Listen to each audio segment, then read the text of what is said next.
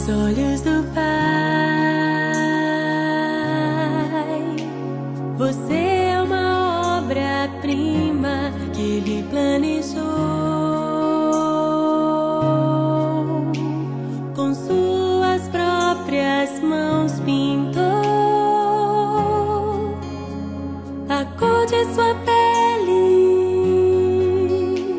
os seus cabelos desenhou cada detalhe,